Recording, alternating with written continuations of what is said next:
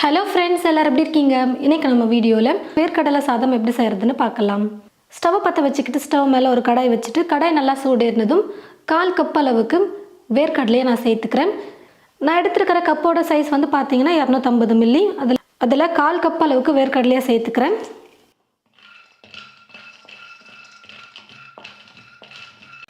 வேர்க்கடலையை கொஞ்சம் கலர் மாற்றி வர வரைக்கும் நல்லா வறுத்து எடுத்துக்கிட்டேன்.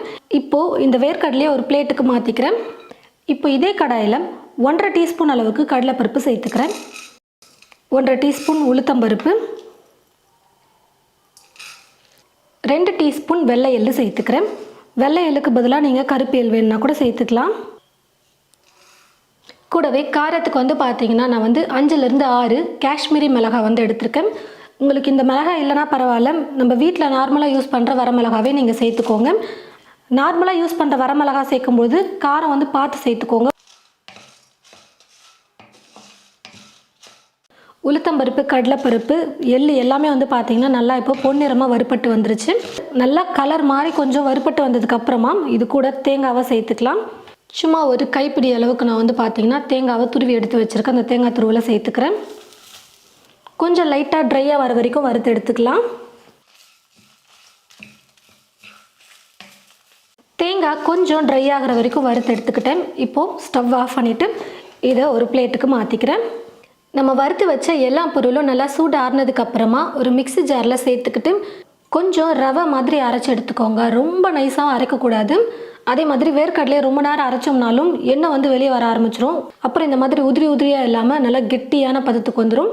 கொஞ்சம் பார்த்து இந்த மாதிரி ரவை பதத்துக்கு இருக்கிற மாதிரி நீங்கள் அரைச்சி எடுத்துக்கோங்க கொரகொரன்னு.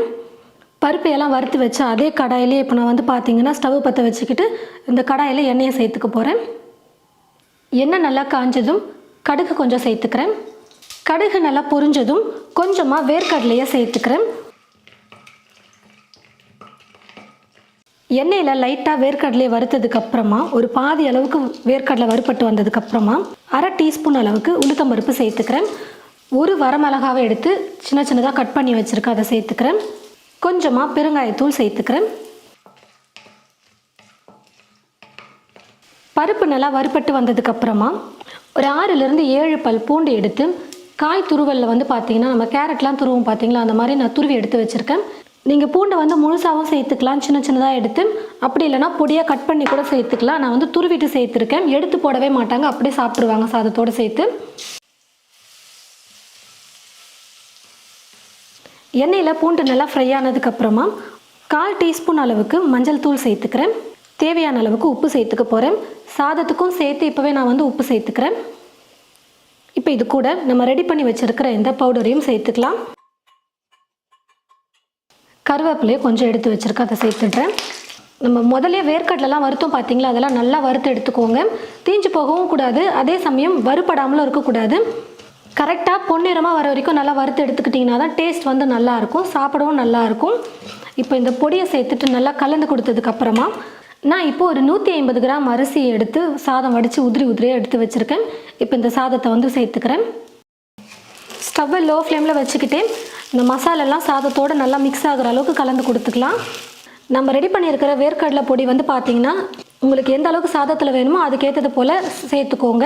ஒரு சிலருக்கு லைட்டாக இருந்தால் பிடிக்கும், ஒரு சிலருக்கு கொஞ்சம் அந்த பொடியோட ஃப்ளேவர் அதிகமாக இருந்தால் பிடிக்கும். அதுக்கேற்றது போல் பொடியை வந்து ஆட் பண்ணிக்கோங்க. நான் வந்து இப்போது பாதி அளவுக்கு தான் வேர்க்கடலை பொடியை சேர்த்துருக்கேன். இப்போ இதை வந்து ஒரு பாக்ஸில் போட்டு ஃப்ரிட்ஜில் வச்சுட்டோம்னா இன்னொரு நாள் என்னைக்காவது நம்ம செய்யறதுக்கு யூஸ்ஃபுல்லாக இருக்கும். சாதத்தை மட்டும் வடிச்சிட்டு நம்ம இந்த பவுடரை போட்டு கலந்துக்கிட்டோம்னா போதும். 5 நிமிஷத்தில் ரைஸ் வந்து ரெடி ஆகிடும். எல்லாத்தையும் சேர்த்து நல்லா கலந்து கொடுத்துக்கிட்டேன். இப்போ நான் ஸ்டவ் ஆஃப் பண்ணிடுறேன். வேர்க்கடலை சாதம் ரெடி ஆகிடுச்சு பாருங்கள். ரொம்ப டேஸ்டியாக சூப்பராக இருக்கும். ரொம்ப ஈஸி. பொடியை மட்டும் ரெடி பண்ணி வச்சுக்கோங்க. நைட்டே கூட நீங்கள் ரெடி பண்ணி வச்சுட்டிங்கன்னா காலையில் எழுந்திரிச்சு சாதத்தை வடித்து இந்த வேர்க்கடலை பொடியை மிக்ஸ் பண்ணி பாக்ஸில் போட்டு கொடுத்து அனுப்புறதுக்கு ரொம்ப ஈஸியாக இருக்கும். கண்டிப்பாக இது போல் ட்ரை பண்ணி பார்த்துட்டு எப்படி இருக்குன்னு சொல்லிட்டு மறக்காமல் கமெண்ட் பாக்ஸில் வந்து கமெண்ட் பண்ணுங்கள். தேங்க்யூ.